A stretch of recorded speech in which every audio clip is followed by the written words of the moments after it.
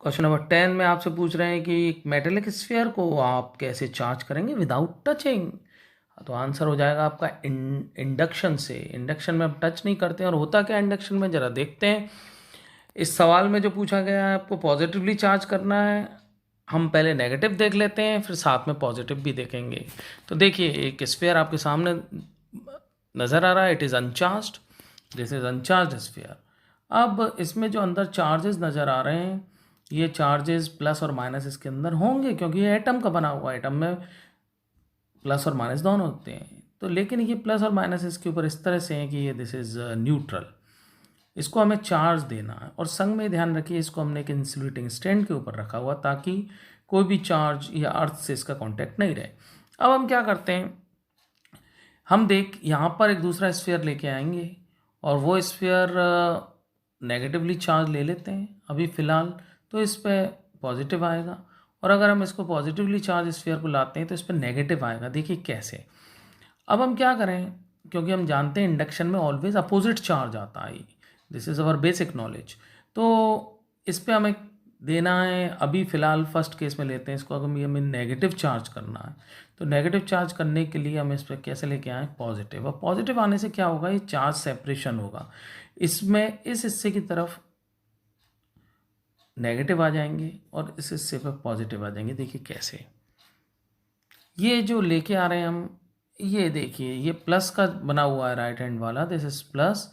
और इसमें प्लस होने की वजह से यहाँ पर जो इसके माइनस थे वो इसके इधर आ गए, अट्रैक्टेड हो गए। जबकि प्लस इससे रिपेल हुए, वो दूर चले गए। अब ये क्योंकि ये ग्राउंडेड नहीं है, अगर इसको आप ग्राउंडेड करेंगे तो प्लस जो है यहाँ से चले जाएंगे और इसके ऊपर नेगेटिव चार्ज रह जाएगा। देखिए ऐसे। जैसे आप इसको ग्राउंड करेंगे, ये प्लस इसमें से अर्थ में चला गया, और अर्थ में जाने पर हम इसमें नेगेटिव चार्ज ही रह गया। और लेकिन नेगेटिव चार्ज क्यों नहीं किया, क्योंकि नेगेटिव चार्ज पर फोर्स ऑफ अट्रैक्शन लग रही है। और प्लस चार्ज क्यों गया, क्योंकि प्लस पर फोर्स ऑफ रिपल्शन लग रही है। नेक्स्ट स्टेप में हमने इसको हटाया, तो जैसे ही हटाया इसके ऊपर अब नेगेटिव चार्ज इक्वली डिस्ट्रीब्यूट हो गया। अब यही काम हमें क्या करना है, यही काम हमें, अगर हमें इसको पॉजिटिव चार्ज करना था जैसे क्वेश्चन में दिया हुआ है, तो इसको पॉजिटिव चार्ज करने के लिए हम क्या करते हैं, यहाँ पर एक नेगेटिवली चार्ज्ड स्फीयर लेके आते। नेगेटिव चार्ज स्फीयर इसके पास लाते, तो इसमें जो चार्ज थे अब इस हिस्से में प्लस आते, इस सारे हिस्से में इस पे प्लस आ जाते, जबकि इस हिस्से में माइनस आते। और माइनस पे लगती फोर्स ऑफ रिपल्शन। तो जैसे ही हम इसको ग्राउंडेड करते, तो माइनस वाले जो है निकल के अर्थ में चले जाते, और इसके ऊपर क्या रह जाता, प्लस रह जाता। लीजिए, इसी बेस पे हमने इसको भी सॉल्व कर दिया। तो इसका पूरा प्रोसेस है, पॉइंट्स में आपको इसको आंसर देना है।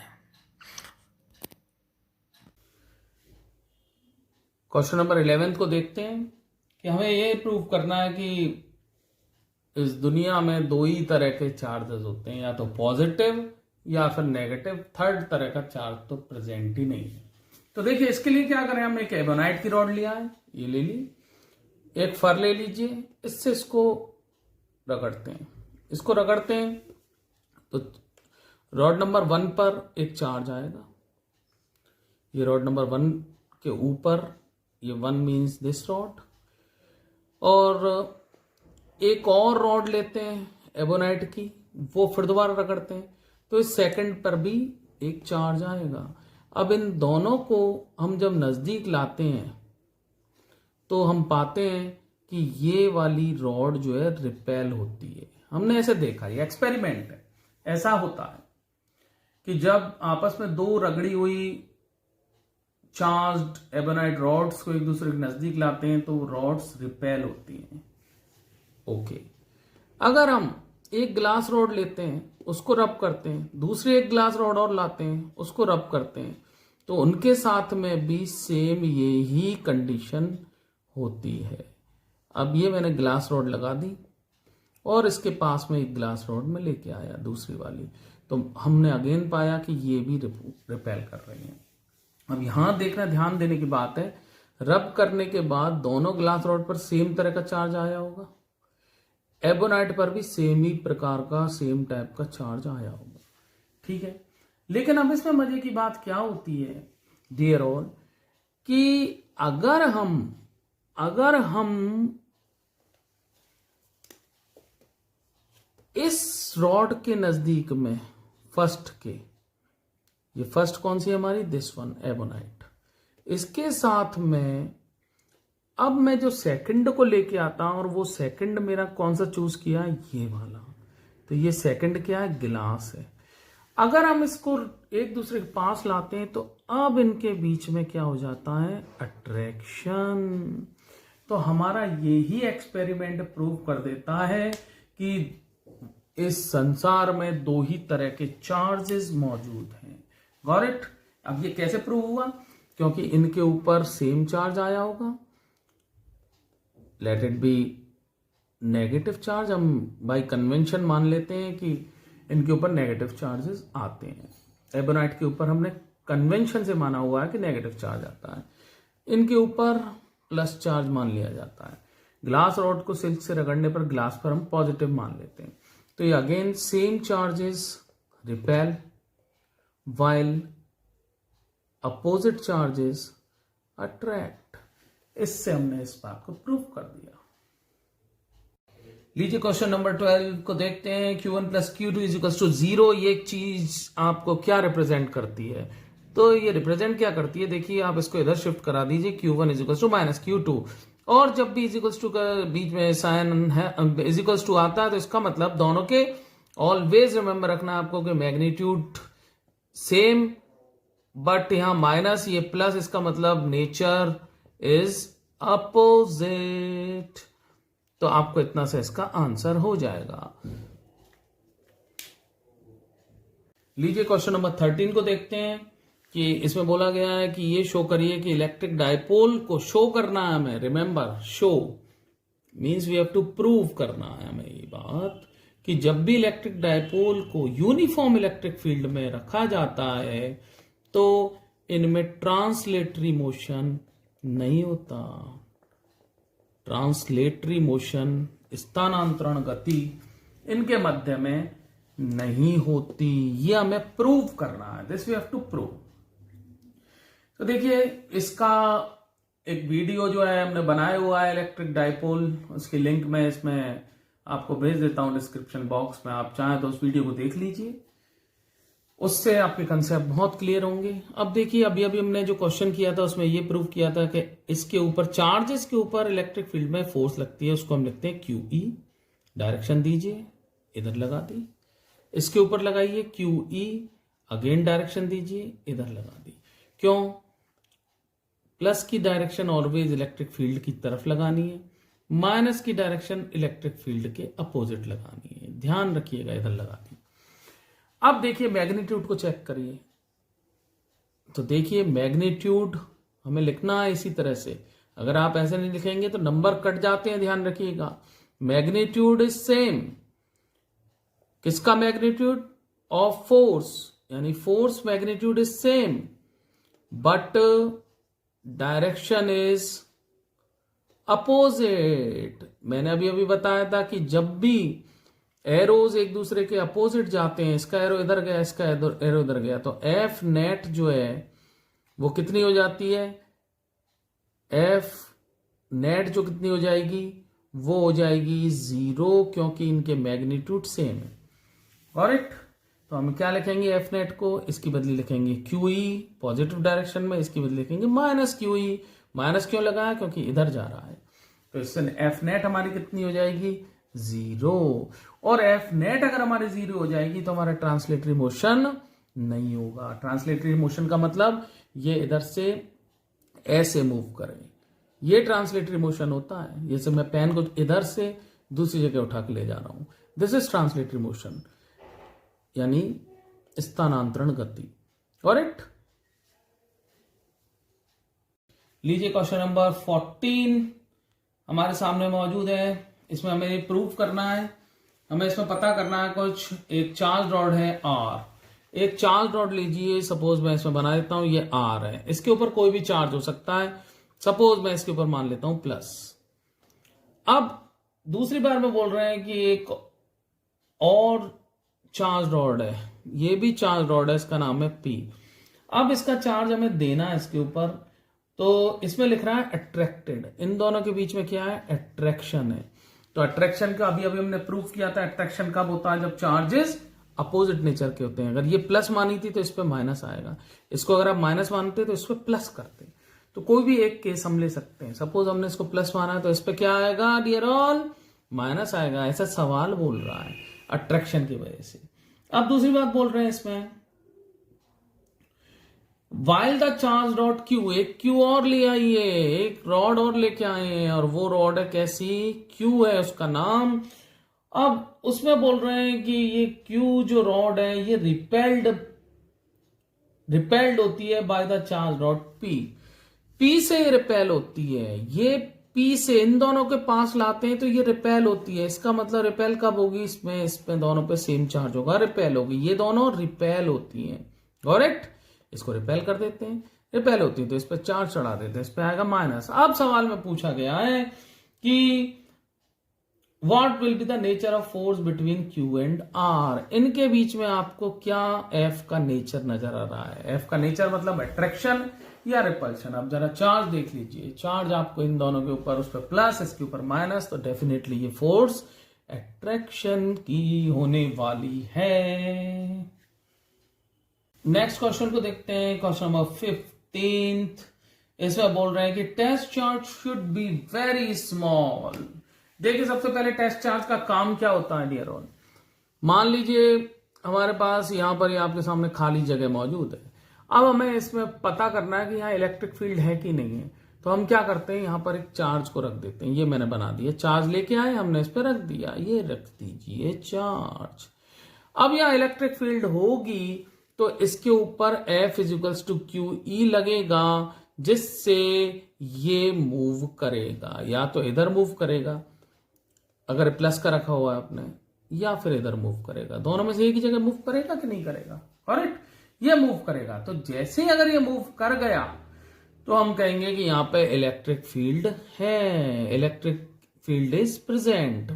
तो अब इसकी डायरेक्शन क्या देनी है। सपोज ये इधर मूव करा तो इलेक्ट्रिक फील्ड की डायरेक्शन के अलॉन्ग ही जाता है प्लस, इधर मूव करा तो हम कहेंगे इसकी डायरेक्शन इधर है। हमें तो पता ही नहीं है, तो हम इसको कैसे शो कर देते हैं, हम इसको ऐसे शो कर देते हैं। इलेक्ट्रिक फील्ड ऐसे लग रही है इस पे, और ये इधर मूव करा दिया हमने F equals to Q. Got it. अब सवाल ये आता है, ऐसा जो चार्ज होता है जो कि बताता है कि इलेक्ट्रिक फील्ड है या नहीं, उसको हम बोलते हैं टेस्ट चार्ज। अब क्वेश्चन में ये बोला गया है कि आप ये टेस्ट चार्ज जो है ये बहुत स्मॉल लेना चाहिए हमें, ये स्मॉल होना चाहिए। स्मॉल से मतलब इसका मैग्नीट्यूड बहुत कम होना चाहिए। ये नहीं आपने ले लिया 10 कूलम का। ऐसा क्यों नहीं होता कि हम इसका ज्यादा लेते हैं। देखिए अगर आपने ज्यादा लिया तो ये क्या करेगा, इन लाइंस को डिस्टर्ब कर देगा। क्यों, क्योंकि इसकी भी तो खुद की लाइन होंगी ना, ये भी तो इलेक्ट्रिक फील्ड पैदा करेगा। ये इलेक्ट्रिक फील्ड इसकी ऐसे निकल के जाएंगी, आउट जाती हैं, और जैसे ही इसकी इलेक्ट्रिक फील्ड जाएंगी, और यहां हमने इलेक्ट्रिक फील्ड रखी हुई है, तो ये इलेक्ट्रिक फील्ड जो है इससे डिस्टर्ब हो जाएंगी। नहीं होंगी इससे डिस्टर्ब, ये दोनों क्या होंगी, इस तरह से मूव करके चली जाती हैं।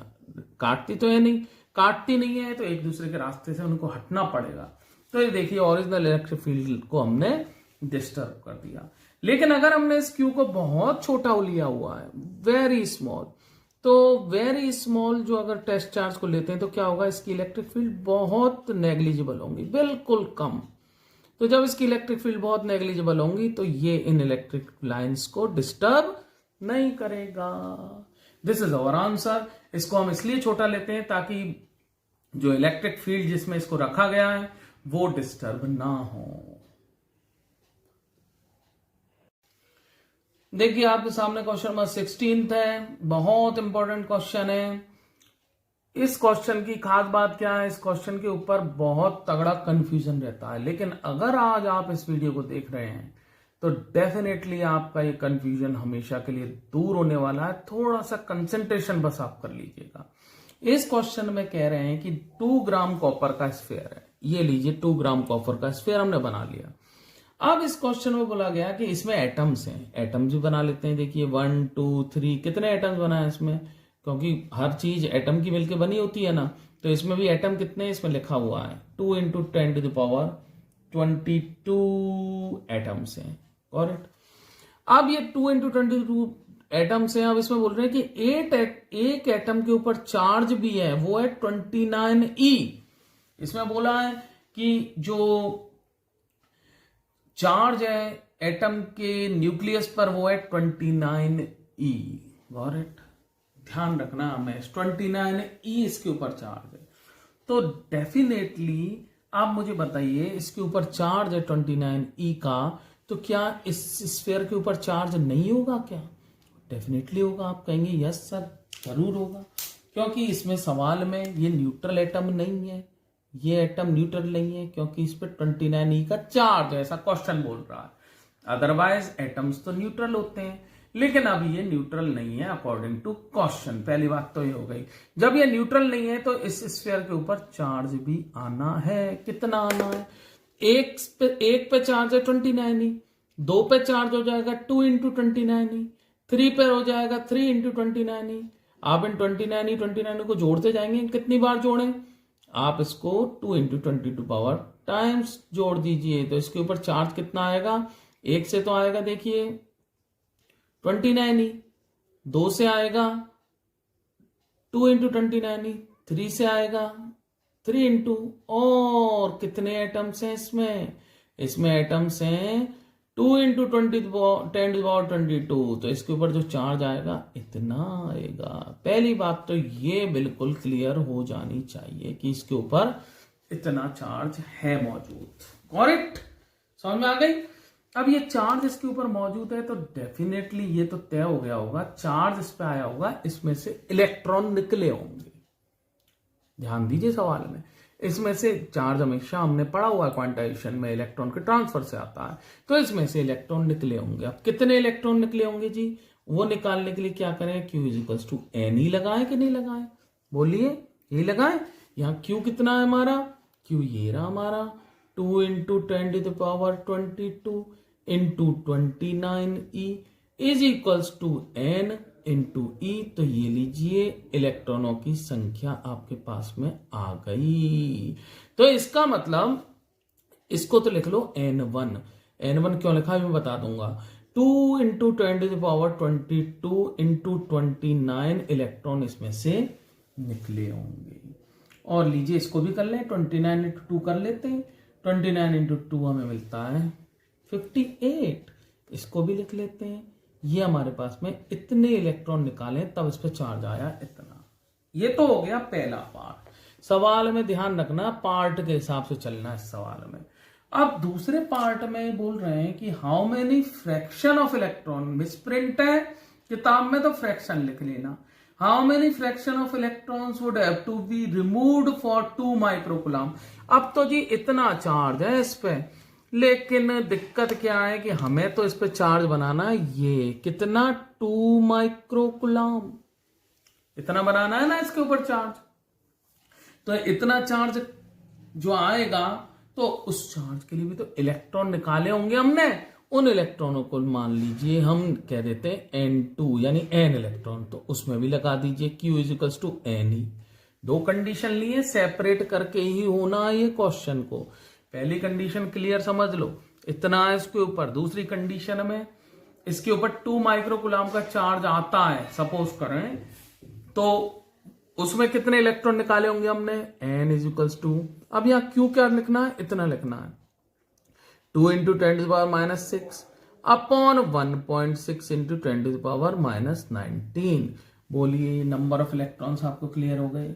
तो ये नंबर ऑफ इलेक्ट्रॉन जब आप सॉल्व करते हैं तो ये आते हैं लगभग आते हैं 1.25 इंटू 10⁻13 इलेक्ट्रॉन्स। इनको लिख लेते हैं अपन n2।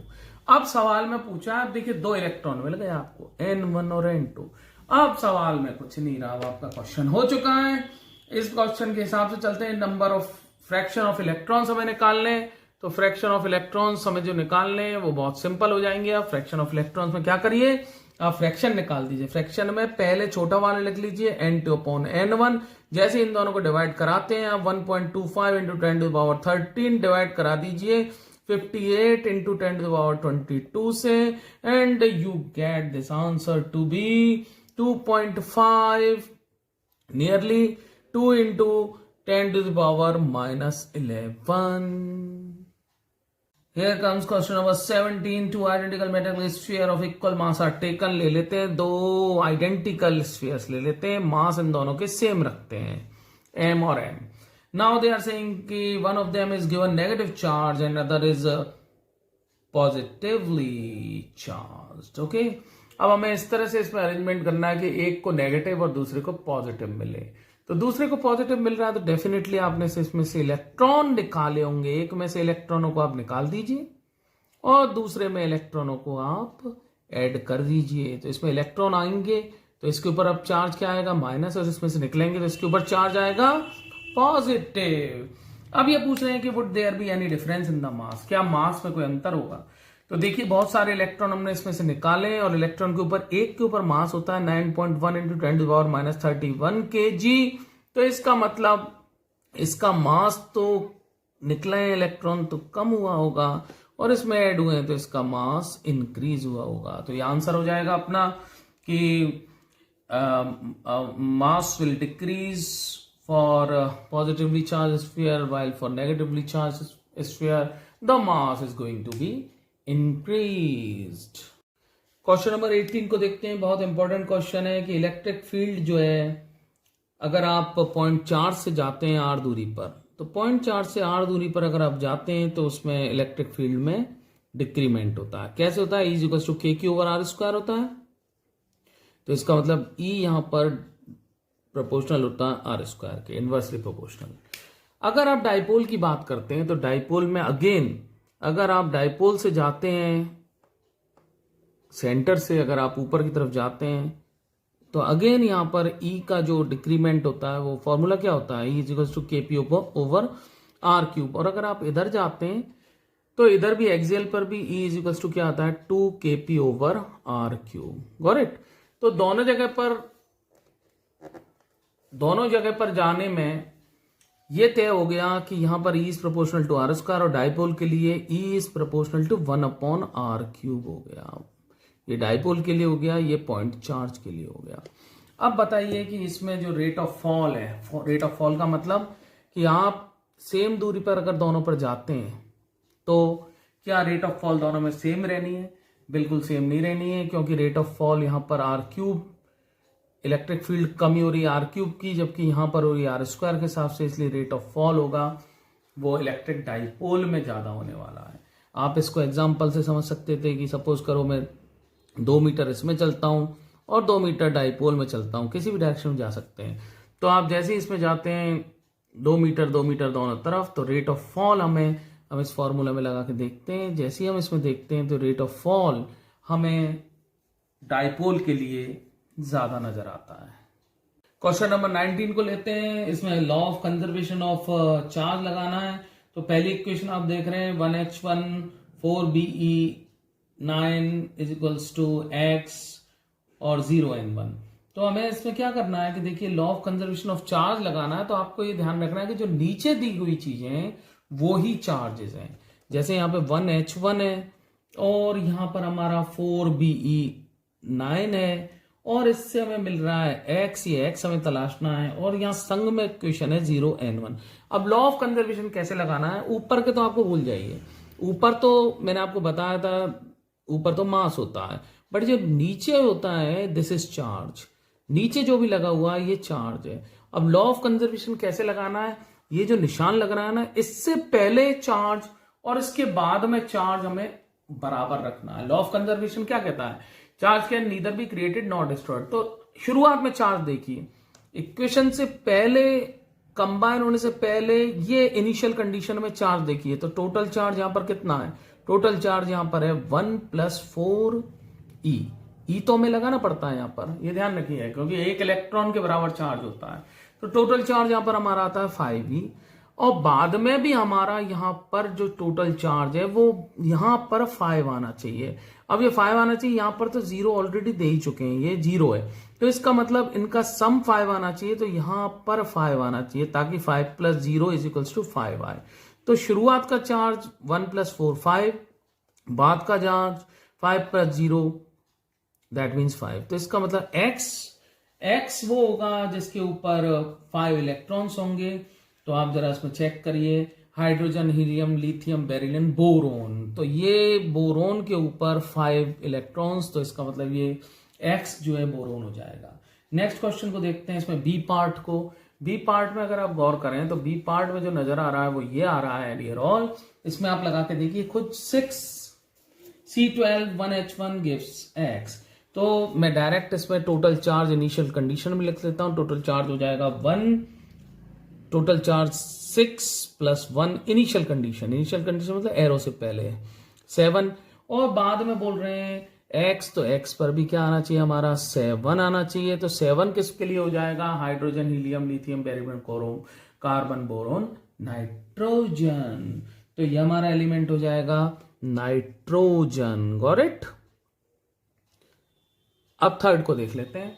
थर्ड में बोल रहे हैं, थर्ड में ये 7, अगर आपकी बुक में करेक्शन आपको करना है तो आप प्लीज कर लीजिए। अगर आपकी बुक में मिसप्रिंट है तो यहाँ 7N15 लिखिए। 7 नाइट्रोजन 15 प्लस 1H1 लीजिए गिव्स X, और प्लस 2He4 हीलियम।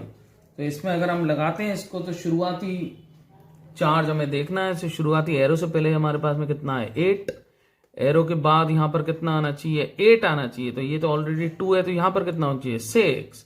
तो इसका मतलब ये तय हो गया कि this is 6 means this is carbon. Got it. Hydrogen, helium, lithium, beryllium, boron, carbon, this is our carbon. ऐसे हम इसकी पहचान करनी है। क्वेश्चन नंबर 20 को लेते हैं। बहुत इंपॉर्टेंट क्वेश्चन है। इसमें बोला है कि एक पार्टिकल है वो free to move in an electric field. Electric field में वो मूव हो सकता है। Will it always move along electric field line? क्या वो सदा ही इलेक्ट्रिक फील्ड लाइन के अलोंग चलेगा? तो हमने देखिए पढ़ा है, अगर आपने वीडियो वॉच नहीं करी है please watch my video on electric field lines के बारे में एक वीडियो है, प्रॉपर्टीज हैं उसकी जो हमने डिस्कस की हुई हैं। तो इलेक्ट्रिक फील्ड दो तरह की ड्रॉ होती हैं, एक यूनिफॉर्म, ये यूनिफॉर्म है, और एक non uniform electric field lines को डिस्क्राइब करती हैं इस तरह से।